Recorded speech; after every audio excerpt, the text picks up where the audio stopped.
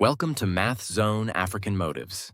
Today, we're diving into a comprehensive statics problem, working through a past exam paper page by page.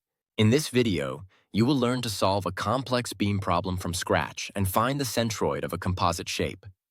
By the end of this tutorial, you'll be able to confidently apply the principles of static equilibrium, calculate reaction forces and bending moments, draw shear force and bending moment diagrams, and locate the centroid of irregular laminus. Our learning objectives are to define bending moment, calculate reaction forces, calculate bending moments, draw shear force and bending moment diagrams, and calculate the position of the centroid of a lamina.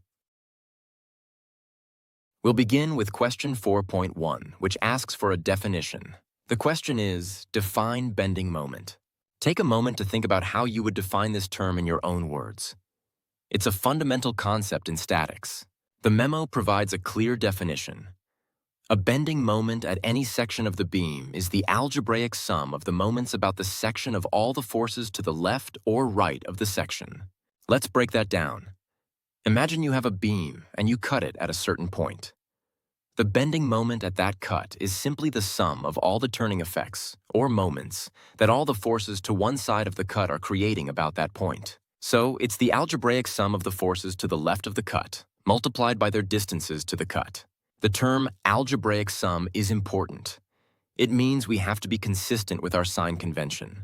We typically consider clockwise moments as negative and counterclockwise moments as positive, or vice versa. As long as you're consistent, your calculations will be correct. Now let's move on to question 4.2. This is the main part of the beam analysis.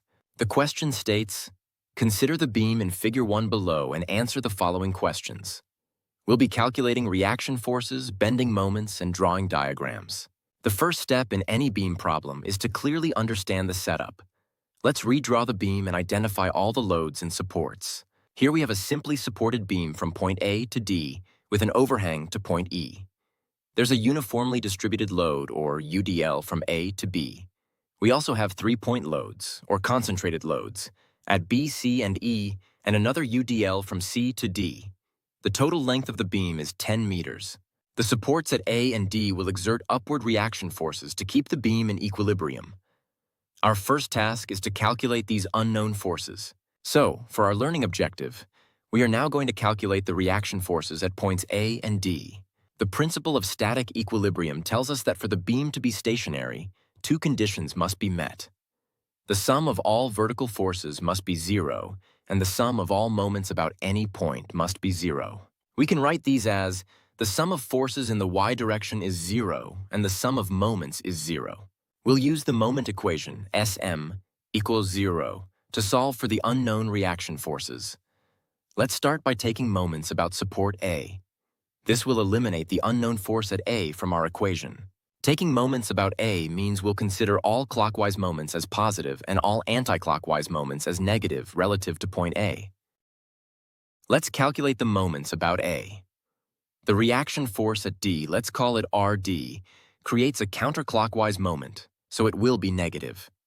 The two UDLs and the 3-point loads will create clockwise moments, which are positive. So the moment equation becomes negative RD times 8 meters, plus the moment from the first UDL, plus the moment from the 35 kN load, plus the moment from the 20 kN load, plus the moment from the second UDL, plus the moment from the 50 kN load, all equals 0. Now we need to calculate the value and location of each load. For UDLs, we convert them into an equivalent point load. The first UDL has a magnitude of 40 kN SAPACs and acts over 2 meters. The equivalent point load is 40 times 2, which is 80 kN. This load acts at the center of the UDL, which is 1 meter from A.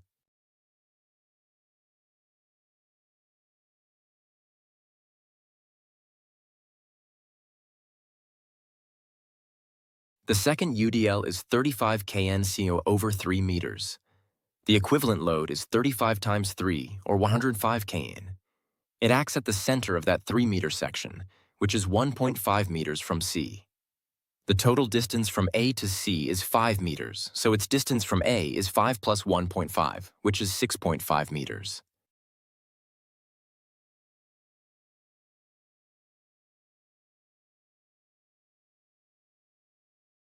Now we can write the full moment equation. We have negative RD times 8, plus 80 times 1, plus 35 times 2, plus 20 times 5, plus 105 times 6.5, plus 50 times 10 equals 0. Simplifying this gives us 8RD equals 1432.5. Solving for RD, we get 179.0625 kilonewtons. Now we use the second equilibrium equation. The sum of vertical forces is 0. The upward forces, RA and RD, must balance the total downward force. The sum of upward forces is RA plus RD. The sum of downward forces is 80 from the first UDL, plus 35, plus 20, plus 105 from the second UDL, plus phi. This sums to 290 kilonewtons. Substituting our value for RD, we get REA plus 179.0625 equals 290. Solving for RA, we find it is 110.9375 kilonewtons. We have now calculated both reaction forces.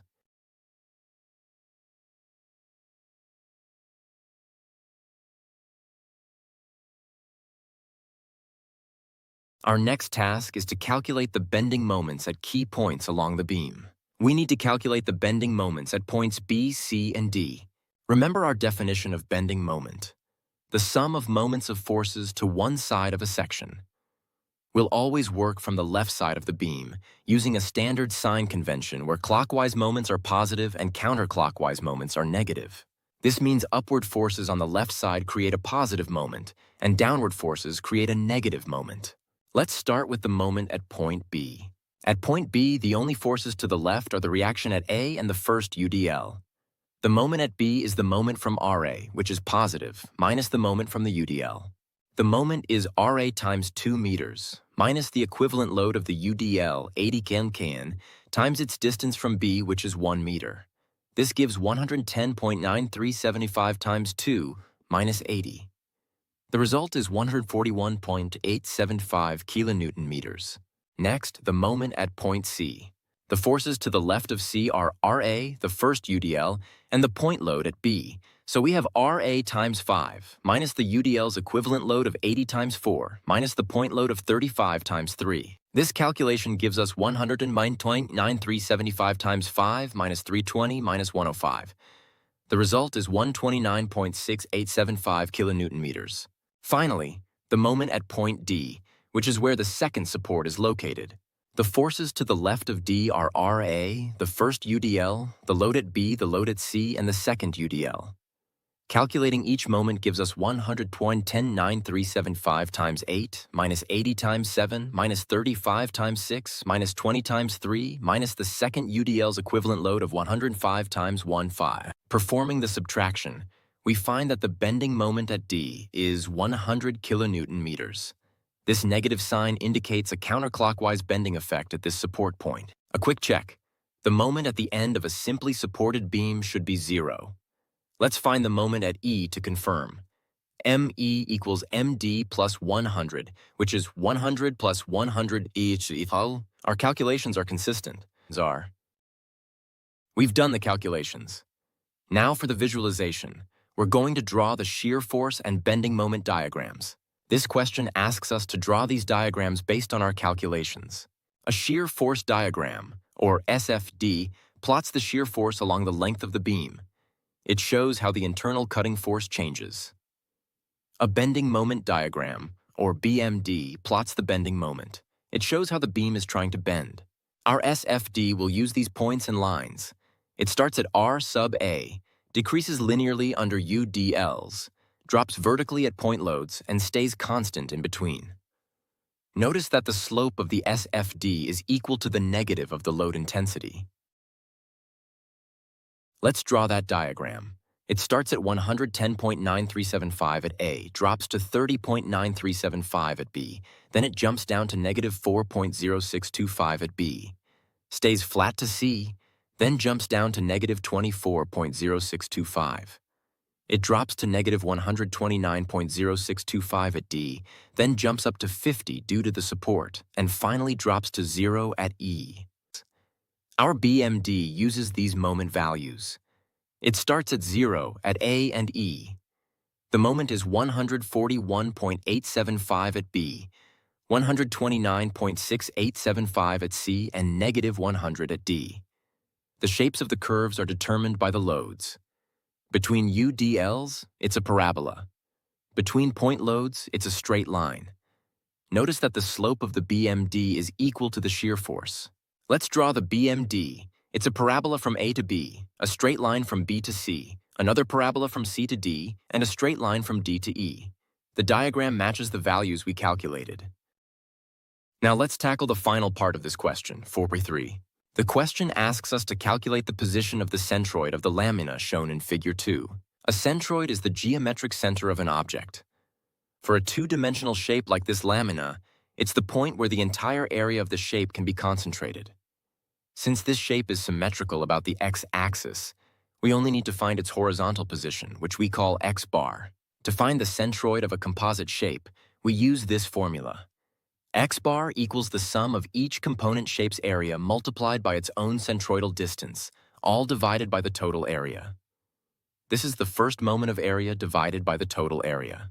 Looking at our shape, we can easily break it down into two basic shapes, a rectangle and a triangle.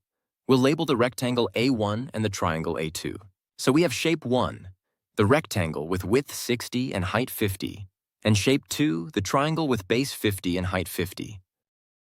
To use our formula, we need to find the area and centroidal position for each individual shape. Let's start with the rectangle, which we called shape 1. For the rectangle, A1, the area is simply width times height, which is 60 times phi, giving us 3,000 square millimeters. Next, its centroid, x bar 1. The centroid of a rectangle is at its geometric center. So, the x-coordinate of the rectangle's centroid, x bar 1, is half of its width. 60 divided by 2 gives 30 millimeters from our reference axis. Now for the triangle, shape 2. For the triangle, A2, the area is half times base times height.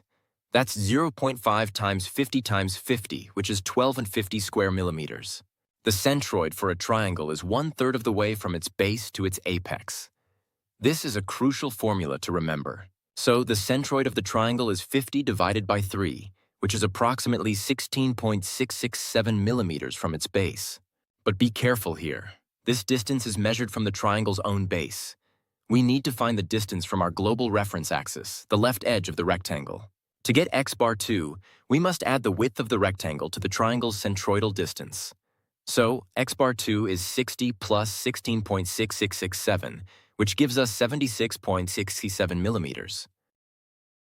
We now have all the pieces we need to assemble our centroid formula. Let's put the values into our centroid formula. The total area, A at T, is the sum of the individual areas. A at T equals A1 plus A2. This is 3,000 plus 12D, which equals 4250 square millimeters. Now let's plug everything into the formula for x bar. X bar equals the quantity 3,000 times 30 plus 12 and 50 times 76.6667, all divided by 4250. Let's calculate the numerator first. 3,000 times 30 is 90,000, and 1250 times 76.6667 is 95,833. Adding these together gives 185,833.5. Now we divide by the total area. 185,833.75 divided by 4250 gives us 43.7255. Rounding to 3 decimal places, the position of the centroid is 43.726 millimeters from the y-axis. Let's compare this with the memo. The memo gives 2 methods, both leading to the same answer. The first method uses a table and gives the exact same result, 43.726. The memo's second method, take moments about y, is the exact method we used and also gives 43.726, so our answer is correct and verified. Let's quickly recap what we've accomplished in this tutorial. First, we defined the bending moment and understood it as the sum of moments of forces to one side of a section. This met our first learning objective. Second, we calculated the reaction forces for a complex beam by applying the principle of static equilibrium. This involved taking moments and summing vertical forces to solve for the unknowns. Third, we used these reaction forces to calculate the bending moments at critical points along the beam. using a consistent sign convention. Fourth, and this is where the theory comes to life, we used our calculated shear forces and bending moments to draw the SFD and BMD. These diagrams are essential tools for understanding how a beam behaves under load. Finally, we calculated the position of the centroid for a composite lamina by breaking it into simpler shapes, calculating the area and individual centroids for each part, and using the principle of moments for area. We successfully verified our result against the provided memo. You now have a solid foundation for solving these types of statics problems. Thank you for watching Math Zone African Motives. Subscribe for more tutorials from Math Zone African Motives.